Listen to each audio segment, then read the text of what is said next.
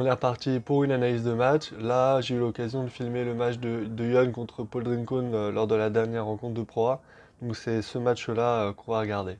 Et au lieu de regarder le match en entier, ce qui pourrait être assez long, j'ai découpé dans le match des phases tactiques qui m'ont semblé intéressantes, pertinentes, qui ont permis à Yon de gagner 3-7 à 1. Donc on va revenir sur ces différents éléments tactiques, on va les commenter, on va voir comment on peut les amener à un niveau même moins élevé, etc. La première chose qu'on va voir, c'est qu'Yon a effectivement beaucoup démarré en revers sur ce match.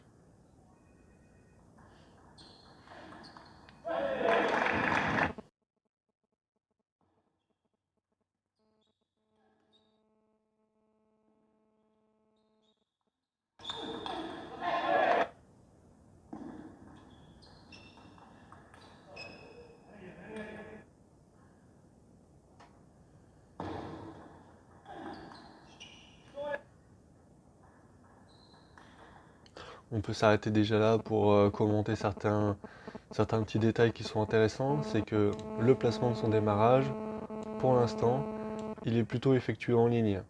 Et ça, c'est extrêmement pertinent parce que dans le match, Paul Drincol, c'est vrai qu'il avait beaucoup tendance à venir l'enfermer dans la diagonale revers et à être meilleur que lui sur la diagonale revers. Et quand vous avez un joueur comme ça, un adversaire qui vous enfonce en revers sur revers, c'est dur de s'en extraire parce que comme la balle arrive vite, quand vous voulez le décaler en coup droit, eh bien vous avez tendance à mettre une balle qui est un petit peu facile. Alors que si c'est vous qui, lors de votre démarrage, mettez directement la balle dans le coup droit de l'adversaire, et lui, après, sur cette balle en coup droit, c'est très difficile de revenir jouer en ligne pour continuer à fixer le mec.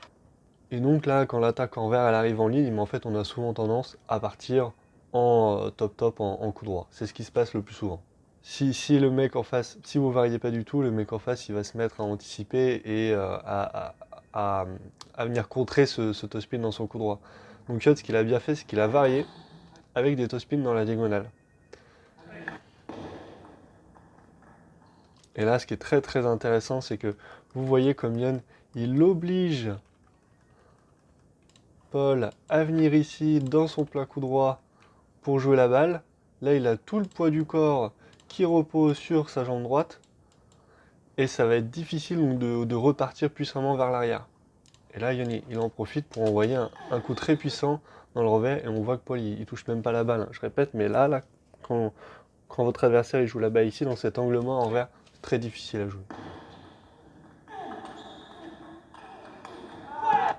Et là, c'est exactement ce dont je vous disais tout à l'heure, c'est que vous êtes enfermé dans le revers, vous voulez en sortir, et le problème, c'est que comme la balle arrive vite, vous voulez vous en sortir, mais vous vous précipitez, vous envoyez une balle dans le coup droit, sauf que l'adversaire, c'est exactement ce qu'il veut, évidemment, hein. Yann, c'est plus un joueur avec un coup droit puissant, je pense qu'il aurait joué qu'en revers-revers sur Paul, et ça aurait été un match beaucoup plus compliqué.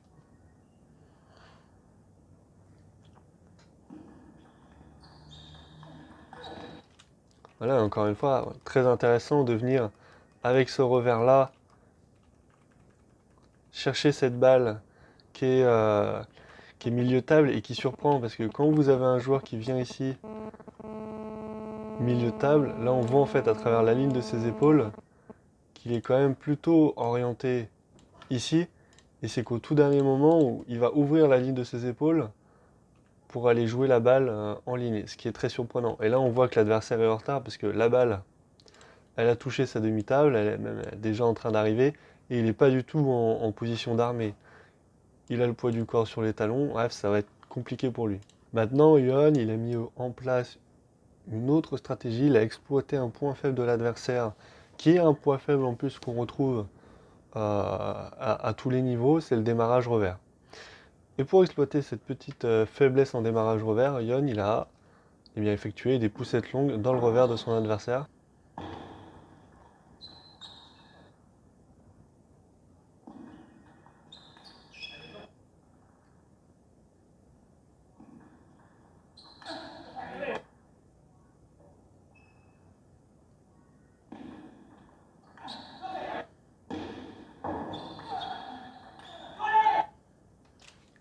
Et à ce niveau-là, souvent ça remet court.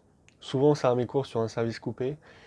Et du coup, comme ça remet souvent court, eh bien, les joueurs, ils ont l'habitude de venir directement avancer la jambe droite pour être dans le bon timing, pour remettre court à leur tour, ou encore plus d'être capable de venir flipper. Là, on voit par exemple sur ce coup-là que quand Yon il l'enfonce long ici, il n'est pas très bien placé, parce qu'on voit sur ces deux images, si on regarde le pied, qu'au moment où il touche, il est sur les talons, hein. Il est sur les talons. Là, il est là, tac, le poids du corps, là, il part sur les talons parce qu'on voit la pointe du pied qui se décolle. Et au moment où il va jouer, il va avoir ce petit pas qui est très significatif. Et ça, on le voit à tous les niveaux.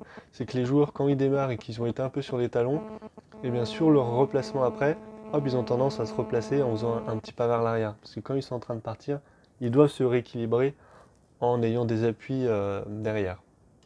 Donc quand vous avez tendance à faire ce petit pas, voilà, quand vous jouez vers l'arrière, dites-vous, ah, peut-être que je suis mal placé.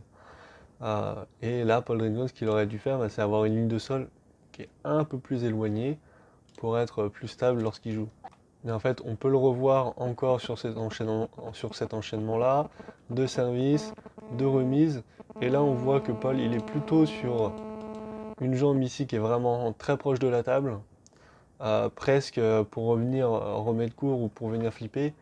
Et quand il voit cette balle en fait plutôt arriver longue qui est surprenante, eh bien on voit comme tout à l'heure qu'il y a un mouvement de reculon qui est très visible ici lorsqu'il démarre, où il a les épaules qui partent vers l'arrière. Maintenant on va avoir une stratégie qu'a mis en place son adversaire pour embêter Yon, et comment Yon a mis en place des variations pour sortir de ce schéma de jeu où il perdait beaucoup de temps.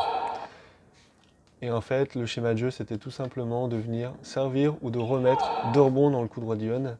Et effectivement, il a fait pas mal de fautes sur cet enchaînement-là.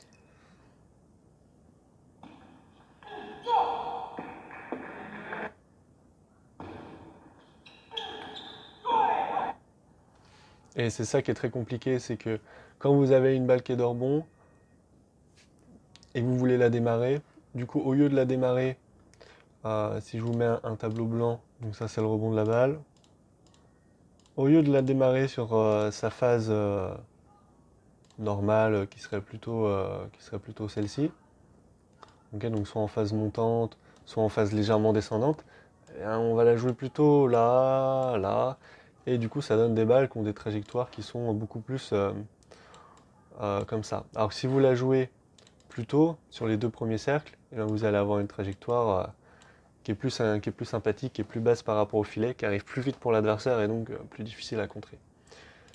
Et ça, c'est un schéma de jeu chez les joueurs qui ont des gestes plutôt courts, qui sont plutôt bons en contre, de venir remettre comme ça à dos rebond pour empêcher l'adversaire de démarrer violemment, l'obliger à démarrer sur une balle qui est légèrement descendante, et ainsi exploiter tout son potentiel de contre.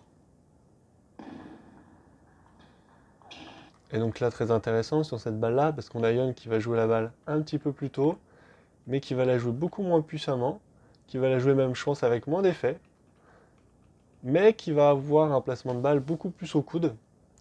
Et donc là, on voit l'adversaire qui est en difficulté sur cette balle qui arrive au niveau du corps, qui est obligé de se déplacer et de jouer en même temps pour s'extraire de cette situation-là.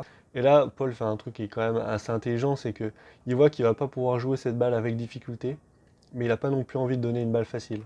Donc ce qu'il fait, c'est que par rapport au placement de Yon, il va tout simplement lui mettre une balle dans le revers pour l'obliger, lui, à se déplacer et pour ne pas lui donner un point direct. Néanmoins, évidemment, le schéma de jeu est à l'avantage de Yon.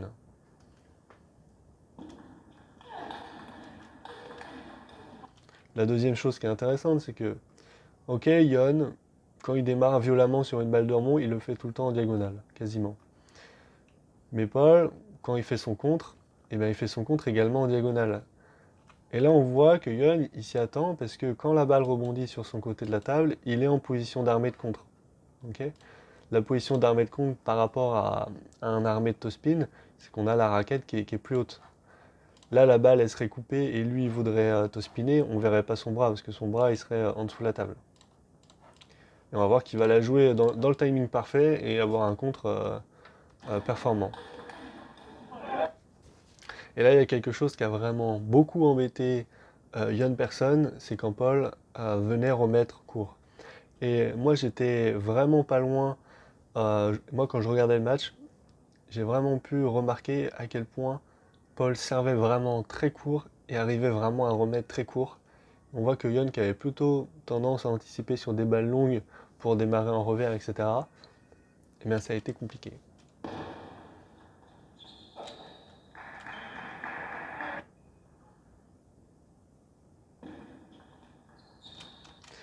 Parce que là, évidemment, quand Jon il vient remettre court sur le service de Paul, ici, il préférerait très largement, même s'il est placé milieu de table, que Paul vienne lui jouer longue dans le revers.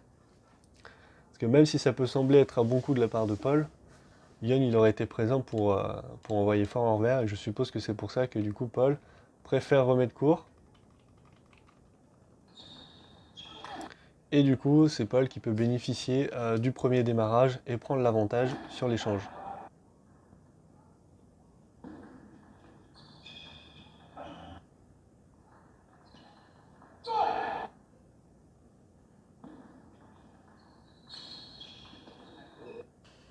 Et c'est notamment parce que Jon avait envie de sortir de ce jeu court où Paul était très à l'aise en flip ou en remise courte, qui remettait tendu dans le revers de son adversaire. Ça permet de sortir automatiquement du jeu court et d'avoir des échanges différents qui se mettent en place plus en démarrage.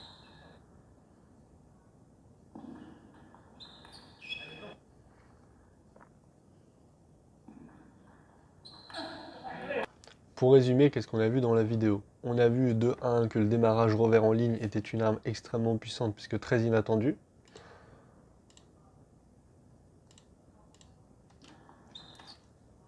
On a vu que vous pouvez très bien venir exploiter le démarrage revers de votre adversaire à votre avantage en lui faisant faire des fautes.